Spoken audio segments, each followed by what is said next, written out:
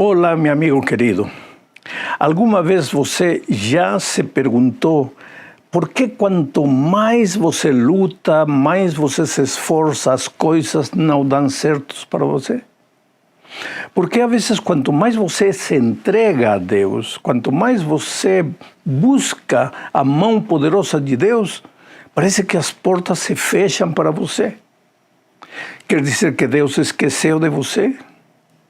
Ou quer dizer que Deus não está prometendo a sua promessa, porque quando você lê a Bíblia, acha muitas vezes a promessa de que quando Deus está com você, tudo vai dar certo. Mas você procura Deus, anda com Deus, caminha com Ele, mas na vida real, na vida prática, as coisas não funcionam para você. O que fazer? Vamos ler um texto e permitir que a palavra de Deus responda às nossas inquietudes. O texto é Éxodo, capítulo 1, verso 12. Diz assim: Todavia, quanto mais eram oprimidos, mais numerosos se tornavam e mais se espalhavam. Por isso, os egípcios passaram a temer os israelitas. Em que circunstâncias se escreveu este texto? Acontece que o povo de Israel, na terra de Egito, para onde tinham emigrado, começou a crescer e a se multiplicar. E o texto bíblico diz a se espalhar por toda a terra. Então, Faraó começou a pensar: se deixamos que este povo continue crescendo e continue se espalhando por toda a terra, vai chegar um momento em que eles vão ocupar a terra toda e nos vão a desplaçar. Não podemos permitir isso. O texto bíblico diz que eles temeram o povo de Israel. Oh, querido, nesta situação, trazendo a história para os nossos dias, o povo de Deus nasceu para crescer e se espalhar pelo mundo todo. As boas novas do Evangelho têm que chegar a todos os lugares, a toda nação, tribo, língua, povo. Mas acontece que o inimigo não quer isso. O inimigo tem medo do povo de Deus. E assim como o Faraó tentou impedir o crescimento do povo de Israel, o inimigo hoje tentará por todos os meios de evitar o crescimento do povo de Deus. O que fez Faraó para evitar o crescimento do povo de Israel? 3 coisas. Primeiro, se nós lemos aqui o texto mais para baixo, diz que, vou ler o verso 14, diz assim: tornaram-lhes a vida amarga, expondo-lhes a árdua tarefa de preparar o barro e fazer tijolos, a executar todo tipo de trabalho agrícola. Em tudo, os egípcios os sujeitavam a cruel escravidão. De acordo com este texto, a primeira tentativa de Faraó de acabar com o povo de Israel foi dobrar o trabalho para eles, escravizá-los. Lhes davam muito trabalho e pouca recompensa. Os exploravam por completo. Tinham que fabricar tijolos, tinham que fabricar as famosas pirâmides de Egito, tinham que ir para o campo, plantar a terra, cultivar a terra, colher, e tudo para o povo de Egito. Desta maneira, Faraó pensava: eles cansados e extenuados vão acabar. Mas, querido, o trabalho não é uma maldição, o trabalho é uma bênção. Lembre-se que no princípio, na criação, Deus entregou para Adão e Eva o trabalho como uma bênção. O problema é que quando entrou no pecado, o trabalho cobrou esse aspecto de cansaço. Hoje o trabalho é cansativo, é extenuante. E hoje, muitas vezes, o trabalho é trocado por dinheiro. Então, a sociedade tornou-se injusta, se paga pouco, se demanda muito. E isso vem desde os tempos do Egito. O povo de Israel sofria. Mas o trabalho, a escravidão, o esforço tremendo que eles tinham que fazer, nada disso impediu que o povo de Deus continuasse crescendo e se espalhando por toda a terra. Então o diabo procurou uma segunda tentativa. Tinha 2 parteiras que costumavam ajudar as mulheres israelitas a darem à luz quando estavam grávidas. O faraó deu uma ordem para elas: cada vez que vocês vão ajudar a uma mulher egípcia a dar à luz, tirem a vida dessa criança. Mas o texto bíblico, se você continua lendo para baixo, verá que o texto afirma que as parteiras tiveram temor de Deus. Veja, gente que não conhecia a palavra de Deus, gente que não pertencia ao povo de Deus e, no entanto, tinha o temor de Deus em seu coração. Você não precisa conhecer a Bíblia para ter o temor de Deus em seu coração. E muitas vezes, infelizmente, tem gente que conhece muito a Bíblia e não tem o temor de Deus em seu coração. Mas estas mulheres tinham o temor de Deus em seu coração e desobedeceram às ordens de Faraó e não cumpriram com tirar a vida das crianças recém-nascidas. Agora, quando você ouve a voz de Deus e obedece, nunca sai perdendo. Se você continua lendo o relato, verá que Deus abençoou e prosperou a vida destas parteiras e a vida dos familiares delas. Segundo plano do inimigo para acabar com o povo de Deus, fracassado. Então, o inimigo tentou uma terceira medida para exterminar o povo de Israel. Ordenou que toda criança, todo menino que nascesse entre o povo de Israel devesse ser jogado no rio Nilo. As mulheres podiam sobreviver, mas os homens não.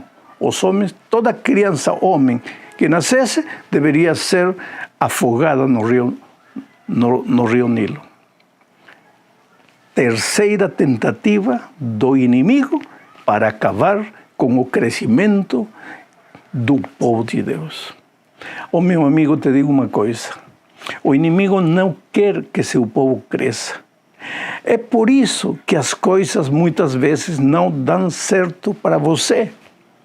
Me diz uma coisa, o povo de Israel aqui, nestas circunstâncias, estava servindo a Deus ou não? Sim. Era fiel a Deus? Sim. Obedecia às instruções divinas? Sim. E, no entanto, estava sofrendo. Primeiro, trabalho duro, pesado, escravidão. Segundo, ameaça de morte.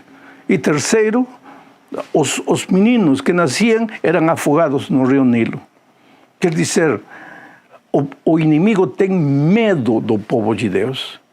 É por isso que, desde aqueles tempos, o inimigo ataca a família, ataca nossos filhos. Às vezes, quando não pode com você, porque vem com você, te tira o emprego, te tira o dinheiro, te coloca em situações difíceis. Muitas vezes a tua fé vacila, muitas vezes você levanta os olhos para os céus e diz: meu Deus, o que está acontecendo comigo? Nessas circunstâncias, você até pode, dobrando os seus joelhos, vencer. Mas então o inimigo vem e ataca teus filhos. Os afoga não no rio Nilo, porque isso foi naquele tempo. Os afoga nas paixões, nos prazeres desta vida. Nossos filhos, desde que são pequeninos, 2, 3 anos, já estão metidos na internet. Já não conseguem viver sem o iPhone na mão. Quer dizer, o inimigo faz de tudo para poluir a mente deles, para poluir o coração deles. Então, eles são contagiados pela cultura de nossos dias e, à medida que vão crescendo, não sabem tomar as decisões corretas. Hoje, mais do que nunca, você precisa ter consciência de que não está sozinho nesta vida. O inimigo pode vir em cima de você com todas as estratégias que ele quiser, mas você tem a seu lado um Cristo vitorioso. Sabe, querido, eu sempre digo que o inimigo lá no reino dos céus se levantou tentando derrubar Jesus. Lutou, enganou uma terceira parte dos anjos, lutou com Jesus e fracassou. Então foi expulso do céu. Ele veio a esta terra. Nesta terra, ele fez cair o ser humano, Adão e Eva, e pensou que tinha vencido. Na época de Israel, através do povo egípcio, atormentava e tentava exterminar o povo de Deus, mas o povo de Deus continuava se espalhando. Quando Jesus veio a esta terra, o inimigo tentou destruí-lo recém-nascido, criança. Deu Herodes um veredicto de matar a todas as crianças. Deus milagrosamente salvou o Senhor Jesus. Quando Jesus começou seu ministério, o inimigo veio. Enquanto Jesus estava no deserto, veio travestido de um anjo de luz, com a palavra de Deus aberta, tentando destruir a vida de Jesus. Fracassou novamente. Depois, os soldados prenderam Jesus Cristo, o pregaram na cruz do Calvário, e quando Jesus estava morrendo, o inimigo achou que tinha vencido agora para sempre. Quando Jesus morreu, o inimigo deu uma gargalhada de vitória. E, no entanto, ao terceiro dia, Jesus ressuscitou. E desde aquele momento o inimigo sabe que está derrotado.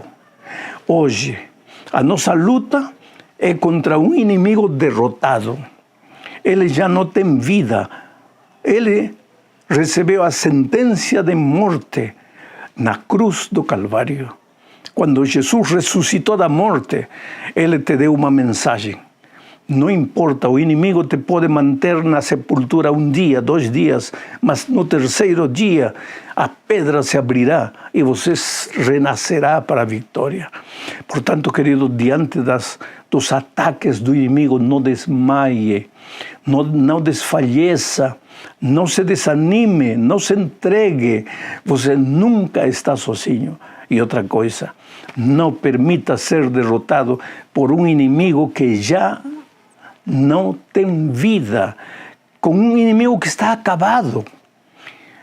Não permita que ele se esconda atrás de uma garrafa de álcool para destruir tu vida, que se esconda atrás das sensações maravilhosas da droga para destruir tua vida, ou que se disfarce de um pacote maravilhoso de cigarro para acabar com tu vida. O inimigo não vem como inimigo, se esconde, se disfarça, engana. Para destruir a vida de Adão e Eva, veio disfarçado de serpente. Hoje pode se disfarçar de qualquer coisa. O único que ele quer é que você abandone Jesus, que você feche a Bíblia, que você ache que tudo isto é mentira, que Jesus esqueceu de sua promessa. Mas todo dia, mesmo chorando, mesmo atravessando pelo vale da sombra e da morte, mesmo perturbado em sua vida profissional, em sua vida financeira, em sua vida cotidiana, mesmo com seus filhos atacados pelo inimigo, cada manhã você busque a graça maravilhosa de Deus. Abra a palavra, alimente-se da palavra. Nada está perdido para aqueles que confiam em Deus. Quantas vezes tenho encontrado gente desesperada, gente que achava que estava simplesmente perdido para sempre. E, no entanto, Deus os levantou. Poderia te contar tantos episódios, tantos incidentes, tantas histórias de gente que não tinha mais a mínima esperança de recuperação. Eu lembro no Brasil, uma menina que cantava na Bahia, uma menina que cantava em um trio elétrico, em uma banda, com o esposo, com o coração vazio, com o coração desesperado. O esposo era o violinista e um dia ele conheceu a palavra de Deus e ela também se entregou ao Senhor Jesus. E hoje são um casal maravilhoso que louva o nome de Deus. Aí está. O inimigo, depois que eles aceitaram a Jesus, não cruzou os braços, perseguiu eles, bateu neles, passaram necessidade, largaram a fama, largaram as festas, largaram tudo para seguir a Jesus. E não é fácil seguir a Jesus. Não era fácil pertencer ao povo de Israel nos tempos do Egito. A fúria de Faraó se desatou impiedosamente contra eles. E hoje não é fácil seguir a Jesus. O inimigo vai fazer de tudo para desanimar você, mas a vitória está garantida. Quem diria que justamente por ordenar Faraó que todas as crianças homens que nascessem fossem jogadas no rio, justamente por isso Moisés foi salvo pela princesa, chegou ao palácio e foi o libertador do povo de Israel. Uma coisa te digo, querido, Deus é um Deus de liberdade. Deus gosta da liberdade. O Evangelho prega a liberdade. Sem liberdade não existe Evangelho. Então, Evangelho não combina com escravidão. Cristianismo não convida com escravidão. Não permita ser escravo de paixões, de traumas, de complexos que você não pode arrancar de sua vida. Não permita ser escravo de situações. Cristo está a teu lado. E assim como libertou ao povo de Israel, pode te libertar a ti também. Mas não pode fazer nada pela força. Você tem que querer. Hoje é o dia de boa nova. Hoje é o dia de salvação. Você pode me dizer, pastor, estou cansado de lutar. Já fiz tudo o que pude e não consigo. Pois fala isso para Jesus. Fala para ele, Senhor, estou cansado de lutar. Já não tenho forças. Faz por mim o que eu não posso fazer. E te digo uma coisa, a tua oração não sairá de tua boca e a resposta divina já chegará. Milhares e milhares de anjos virão em teu auxílio. Você não é a única pessoa que é golpeada pelo inimigo de um lado e de outro. Você não é a única pessoa que passa por circunstâncias difíceis. Entregue sua vida a Jesus agora, neste momento. Façamos uma oração. O Pai querido, tem muitas pessoas que precisam de liberação. Tem muitas pessoas que lutam escravizadas pelo inimigo. Tem muitas pessoas passando pelo vale da dor e do sofrimento. Neste momento eu te suplico que aquele mesmo Deus de Israel